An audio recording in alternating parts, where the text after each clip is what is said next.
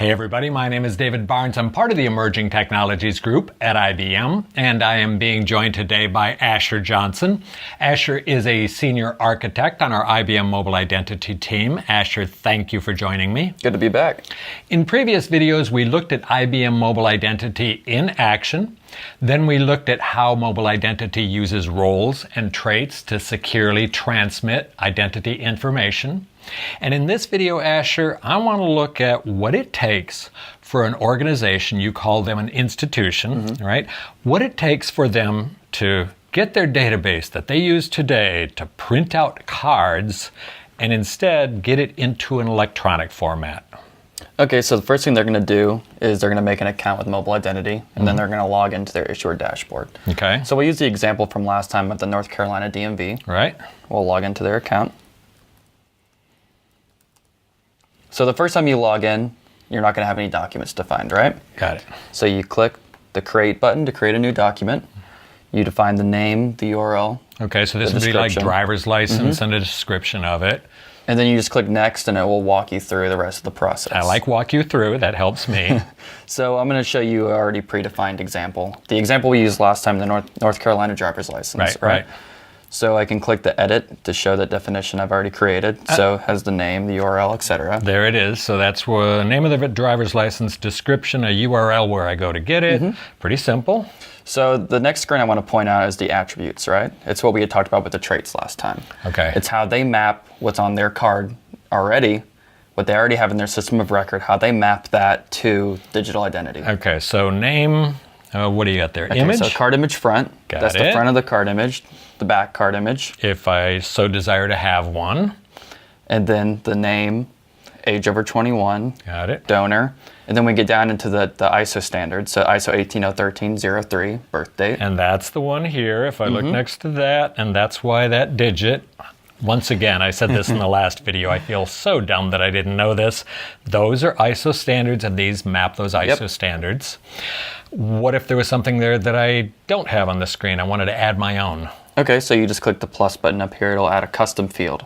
And you can name it whatever you want. Okay. And then it's already added. In fact, one of the reasons I want to point that out is we talk about driver's licenses all the time, but this can be used for any form of identification. It doesn't have to be driver's licenses. Exactly. You have other standards here as well, right? Yeah, we have the WEDI standard for healthcare. We have some more ISO standards, etc. Okay.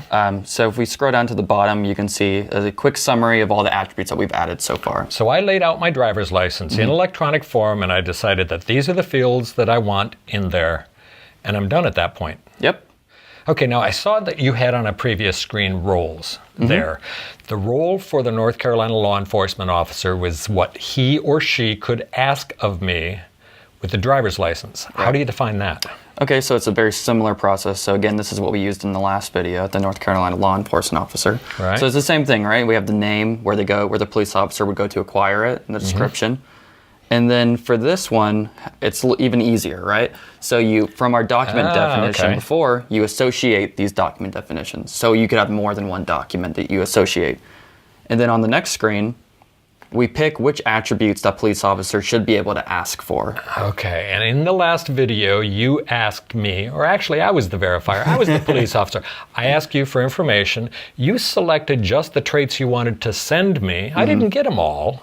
Right. And this is what told me these are all the things in the driver's license that the officer is asking for because in that case me, didn't get all the information. It got flagged, but I still get to choose what I want to transmit. It's not that the officer can pull the information from my phone. They can only ask for They can only and I choose what to it. send. Okay. So that's the role. And this all looks good, but still, I've got a database of information. How do I get it to that so that it maps? Okay, so I want to point out first that for each of these traits that you define for this document definition, they each have a unique identifier. Got it. So that's the long string at the end. Yep. Okay. So there's an example of one right there. So let me click the Generate Template button. So this template is generated. This is the XML form that you would send to this REST API that we provide you. Okay, so I'm going to stop here. I'm going to do geek speak to human speak. You just filled that thing out. We selected the fields. It generated this So as a developer, I cut this, I paste it into my code, and this is what pulls it out of my database and maps it to the fields that go into my electronic ID. So for an example, for the birth date that we pointed out earlier, it has this unique identifier, and then you just plug in the value for that person's birth date in your code, and it sends it off to the document generator, and it all gets done. I like it because I don't have to plug it in. This is what the code plugs the information from that field, maps it to that. And I love it. And this does seem very easy, but there's still a lot more under the covers. Like, how do I then make this into a crypto blob that comes down into the phone? So how about if we come back and we take a look at how it works behind the scenes, all the way from doing this to out in the network to down to my phone, and we'll call that video How It Works. Sound good? So we'll be back with another video. In the meantime, if you want to learn more about how IBM Mobile Identity can help you get moving towards electronic IDs, you can visit our website at mi.ibmjstart.com.